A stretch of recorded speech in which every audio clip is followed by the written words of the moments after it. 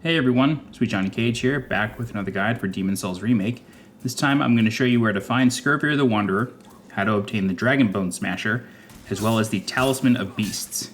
In order to find Scirvir and the Dragon Bone Smasher, we first need to have pure Whiterworld Tendency in Stonefang level 2. Starting from the Armor Spider Archstone, we're going to take the shortcut path down the right tunnel.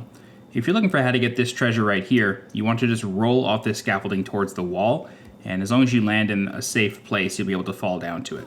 I'm going to skip it for now, and instead we're going to go about halfway down this shaft to a little cavern that you can see down there, and as long as you have pure Whiterworld Tendency, Scirvir the Wanderer will be sitting here next to these two crystal lizards.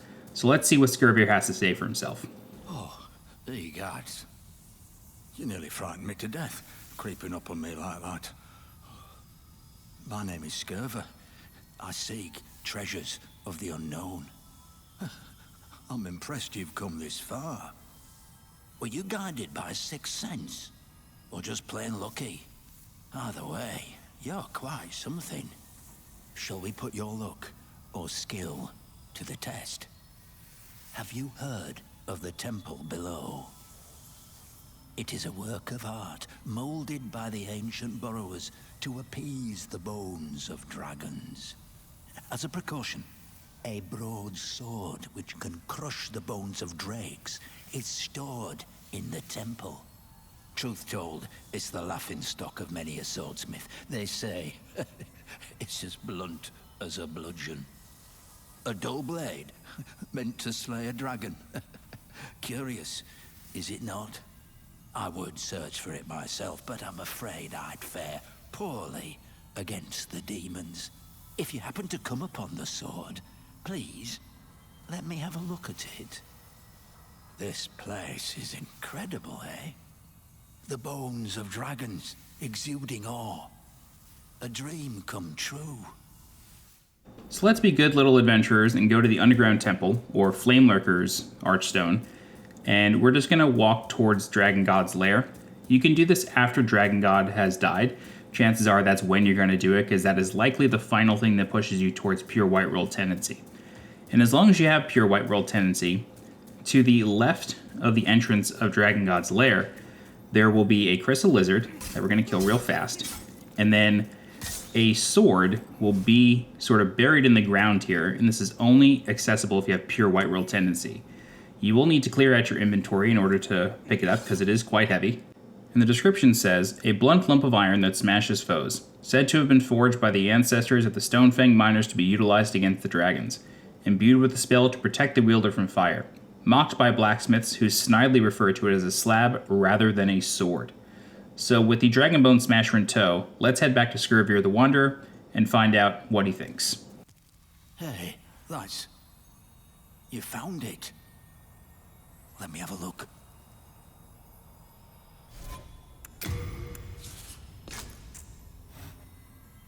Oh, wonderful.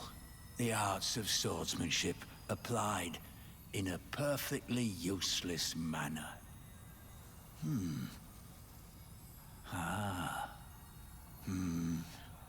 Look at that. Oh, don't mind me, thank you. It was a pleasure. Please take this as a small show of thanks. Take care of this one, will you? She's a stunner. After receiving pure Greystone from him, it's time to get the Talisman of Beasts off of his Black Phantom. In order to do this, you need to switch to pure Blackworld Tendency, and then return to Scirvir's cave, and he'll be waiting here to kill you in Black Phantom form. If you killed him in pure Whiterworld Tendency while he was in body form, he will only drop the Ronin Ring, or Ronin's Ring, and that is not a very good use of his body, because you pick up Ronin's Ring, I believe, in level 4-2 in Shrine of Storms. So you definitely want to fight his Black Phantom, because this is one of two ways to get the Talisman of Beasts, the other one of which requires you to do Mephistopheles' questline and kill Ostrava of Boletaria, which takes a long time, and I don't have a guide for it yet. So Scirvir is definitely the easier option in the game for Talisman of Beasts. The Black Phantom fight is long, but kind of easy. His one-handed sword attacks are very easy to be parried, so you basically just want to wait until he runs out of MP, wait out all of his fire attacks, and then once he stops casting spells, just bait him into doing one-handed attacks and parry them. He is susceptible to poison, so if you have Poison Cloud or Death Cloud, or even some kunai, that will work too, but his health pool is really large, so you're going to be doing that quite a lot. Death Cloud will kill him pretty quick though, as long as you can get into range. But the way to know that he has run out of magic, unfortunately there is no MP bar for you to look at. You basically just have to keep waiting until he stops casting spells. And if you're unsure if he's just sort of messing with you and trying to, fight you with physical attacks for a little while, just keep waiting, and if after about 30 seconds or so he doesn't cast any spells, he's out of magic. So what I'm going to do now is I will sort of cut this, show you the Talisman of Beasts, and then I will let this fight play out in its entirety at the end of the video. So with one final parry and riposte, Scirvir goes down, and he drops the Talisman of Beasts. Picking it up, we can read that it is an old wooden amulet featuring a symbolic depiction of the Old One. It can be used to cast both miracles and magic. What was considered a depiction of God was in fact an image of the Old One, portrayed as a force of feral chaos. Now the key here is that it can use to be cast both miracles and magic, so you no longer need to carry a wand or a catalyst and a talisman. You can do it all here. It has a requirement of 4 strength, 18 magic, and 18 faith.